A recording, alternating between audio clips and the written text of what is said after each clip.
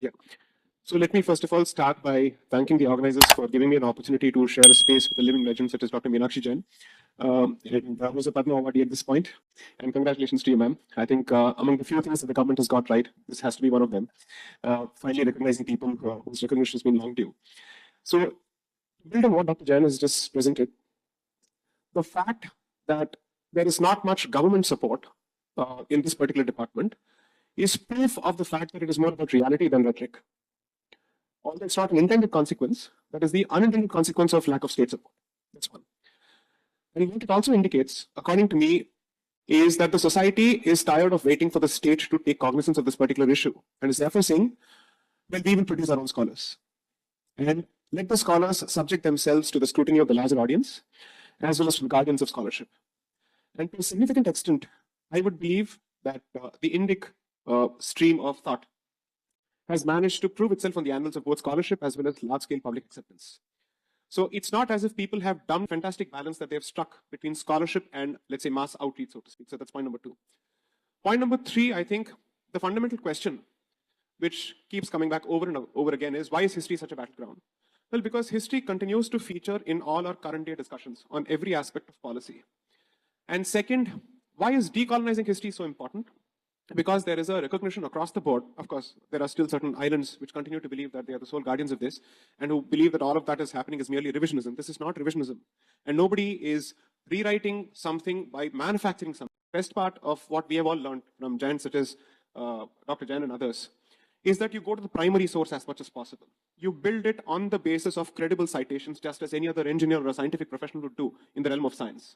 So while you can't compare history and arts with the science in entirety, the rigor in that approach can be replicated here to try and prove as much as possible through facts.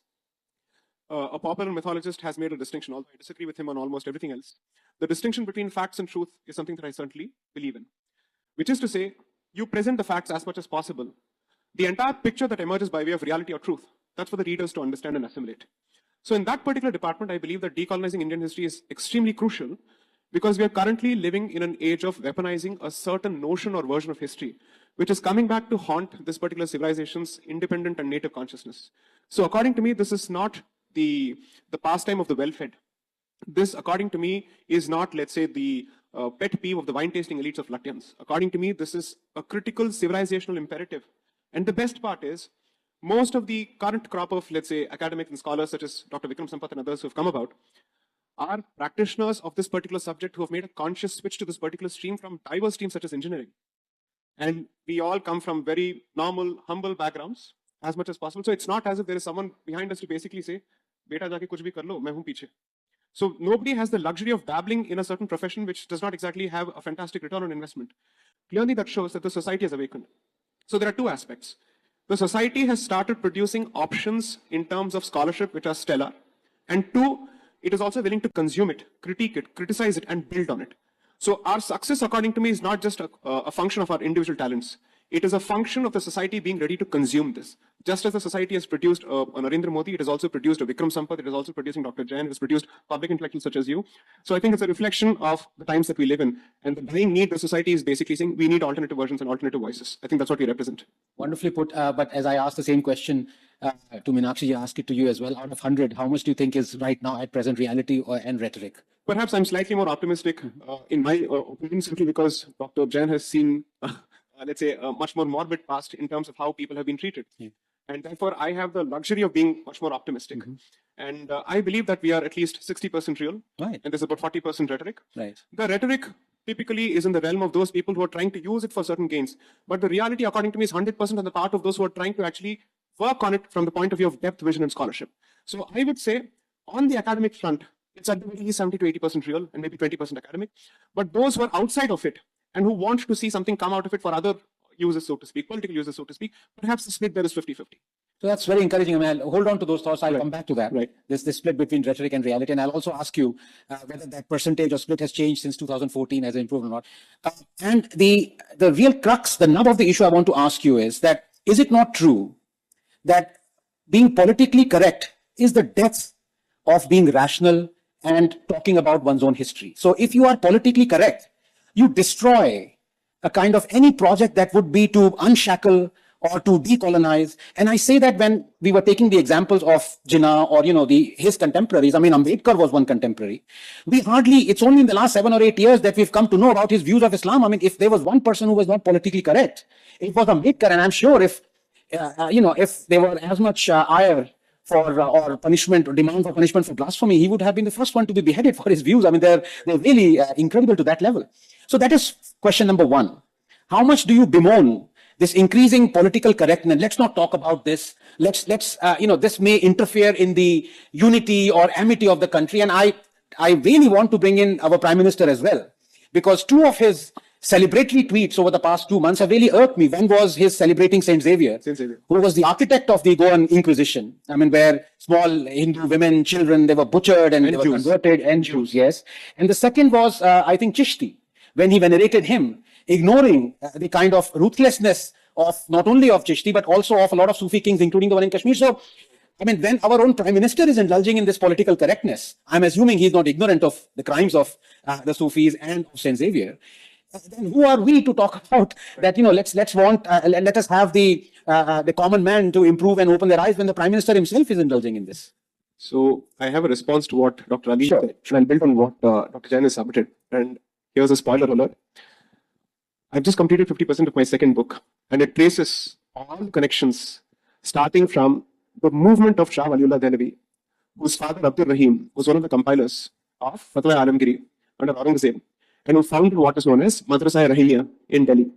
From there until Sayyid Ahmad Khan, what is the connection is what 50,000 words is what I've spent in the book right now, 3 chapters. Effectively capturing this entire journey. I'll just come to that in a minute. Let's start from your point. The fact that the country's head could perhaps take a slightly more lenient and accommodative approach towards those who have been brutal and ruthless and cruel to the native identity or the native culture, let's not call it identity, native consciousness, so to speak, also reflects why history should start with the society as opposed to the state. This is where Dr. Jain and Dr. Ali meet. He started off by making the submission that the moment the state becomes the repository and the prime mover of the act of decolonization, you obviously are moving towards a political end, and therefore there is a certain degree of cutting corners with facts and logic, and therefore there is an agenda that's being pushed. Let's be honest, the Indian state has. That's exactly what I was coming to. So what Indian decolonization of history is actually doing is to take it back from the state, simply because for the last 70 years, a specific dispensation with a very specific bent of mind, which is the Nehruvian Marxist dispensation, has pushed history in a certain direction, regardless of, and I mean without regard for history and facts. Therefore, the current response, so to speak, is from the society, and therefore it is truly more decolonial in that particular sense. Second, I think Dr. Ali, given his submissions, I'd say has been very intelligent in drawing a false symmetry between all religions and all thought processes, which I fundamentally disagree with. Therefore, his fundamental submission has been, Pakistan was founded on the basis of bringing back Islam in its purity and pristine form. That's exactly the language used by Shah Waliullah Dehlavi, by the way. And he had a problem with two people, Hindus as well as Shias. He makes it abundantly clear. When he writes letters to Abdali starting from 1757 onwards, when he sacked Mathura, he expresses satisfaction at the destruction of Mathura, but is unhappy with the sack of Delhi, because he lives there. And then once more when he writes in 1759, when the Marathas had almost gone to the northwest, and which is what led ultimately to the 1761 battle, what this gentleman does is identifies Kasbah by Kasbah, localities where Hindus and Shias live in Delhi, and he writes both to Abdali as well as to Najib-ud-Dawla. Najib-ud-Dawla, he basically says, please collaborate with this gentleman, because all the nobilities of India have failed, which is to say, he writes to the Nizam, he writes to Turkey as usual, he writes to all of these people, none of them respond. This gentleman responds, or rather he doesn't respond to Abdali, he's coming here for his own purposes. He tells Najib-ud-Dawla, please guide the Abdali army to ensure that Muslim areas, and by that the Sunni areas, are not affected, so that we are spared this particular destruction. How his son Shah Abdul Aziz fundamentally takes that forward, and then his Shah Abdul Aziz's grandson Shah Muhammad Ishaq Dehlavi, how he takes it forward. From there, how these movements start. You have Sayyid Shahid Ahmed Barelvi, who started the Wahhabi movement in India.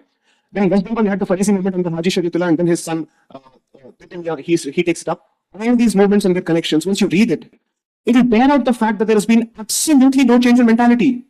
You start with the Wahhabi movement in the West, in the Middle East. Shah Waliullah Dehlavi and Abdul were colleagues and contemporaries and students of Hadith in Hijaz. That's what history says. So then we can come back with the same ideas on purity and going back to Hadith. So therefore, what is the meaning? Islam shall be guided only by two pillars, Quran and Hadith. Any other accretion which is alien to these two sources must be weeded out as the fundamental position. Okay? And that fundamental position is taken forward. So after Barelvi, who passed away, where? In Balakot. That's why Balakot is a training center for jihadis. He died on 6th of May 1831. He was killed by Prince Sher Singh, who was the son of Ranjit Singh. And please read this fantastic book by Aisha Jalal called Partisans of Allah. And there she starts by explaining why Balakot was so important, and that explains the reason why we attacked Balakot after the Pulwama attack. After that starts the LA Hadith movement. Then comes with LA Quran. Then starts Deoband in 1866. Then starts the Barelvi movement. Then you have Ahmadiyya movement around the same time. Okay? All of these movements. And then comes the Aligarh movement. Now I'll answer your question. Why is it that Jinnah is comfortably being surrounded by women who do not wear the hijab or the parda? Because Sayyid Ahmad Khan's biggest invention was his combination of pushing for Islamic ends within a European paradigm. Therefore, this gentleman visits England in 1869, comes back and then decides that I will set up this institution, where he too was a fan of the English ways and European ways. In his letters to In fact, he decried the 1857 War of Independence. No. He called the people who fought the British as haram zadgi. Exactly. So until 1854, in his first book called Asarus Sanadid, which is his first book on the monuments of Delhi, he celebrates Helvi and Barelvi, both of whom were the forefathers of the Wahhabi movement until 1847, which is his first book. By 1847, what happens? Punjab is now in the hands of the English after the 1846 war, the Third Anglo-Sikh War. So then he starts changing his tune, and the portion where he celebrated the achievements of the Wahhabis, he has it removed by 1854.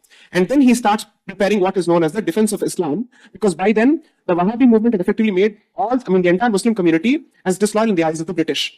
So that's when he starts his first book called Causes of the Indian Revolt. It's called Azabab-e-Baghawat. That's the first book. And then he starts that. By 1870, he's effectively decided, the only way for me to survive in the modern era is to be able to liaise with the British, because thanks to the Hindus learning English, they had started occupying positions in the communal establishment, while the traditional conservative position of the Muslim institutions said we will never learn English, and therefore they stayed behind.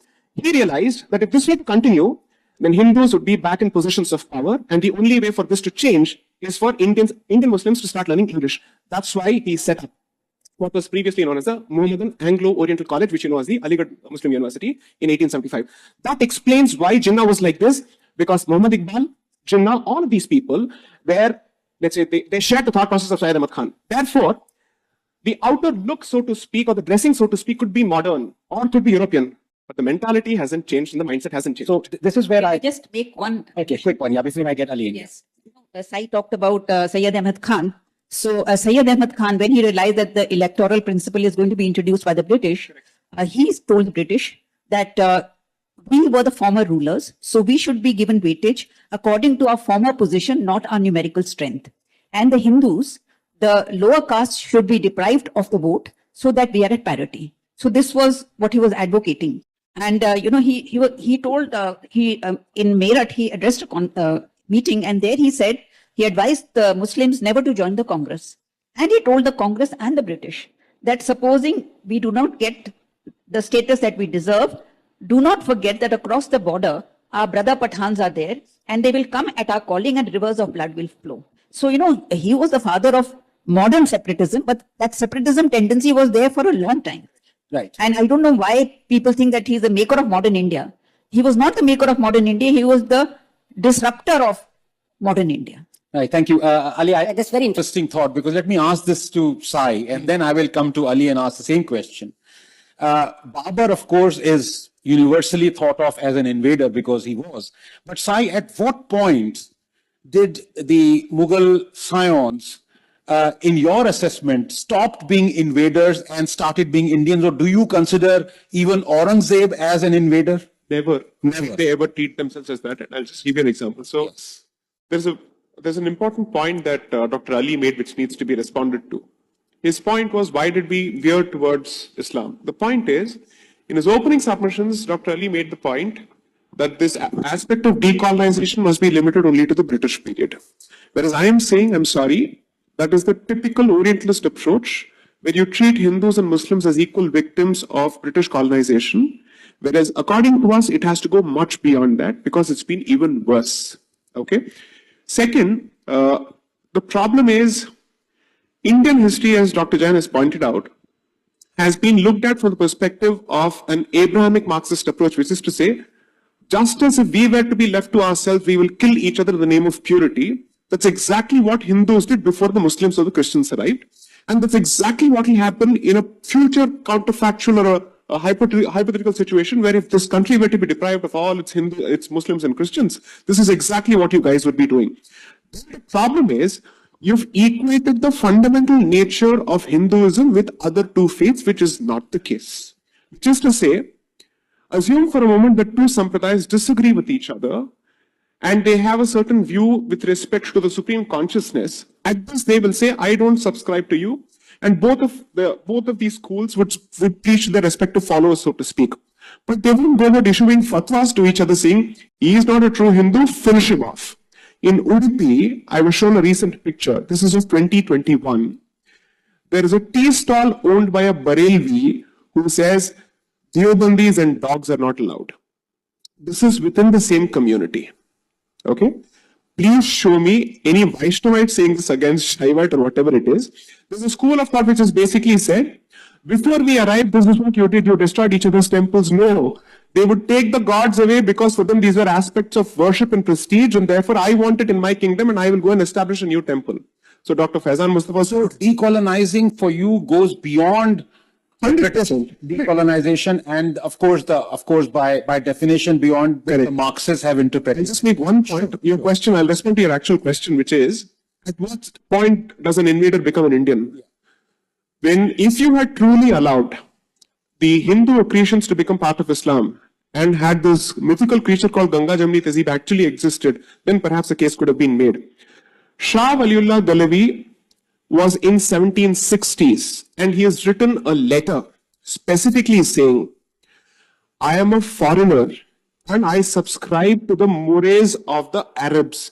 And by that, he does not mean pre-Islamic Arabs. He speaks of the Arabs around the period of the Prophet, which is why his movement was called Tariqa-e-Muhammadiyah. Okay? This is in 1760s, after close to 600 years of so-called desecration. Now, we speak of Akbar on a regular basis, and he is supposed to be the paragon of this Ganga Jamni Tehzeeb and the syncretic culture. The guru, so to speak, or let's not use the word guru, that's too sacred a term to be used here. The predecessor, the spiritual predecessor for Dehlavi was Ahmad Sirhindi, who lived in the time of Akbar, who was the first one to start what is known as the Mujaddidiya order.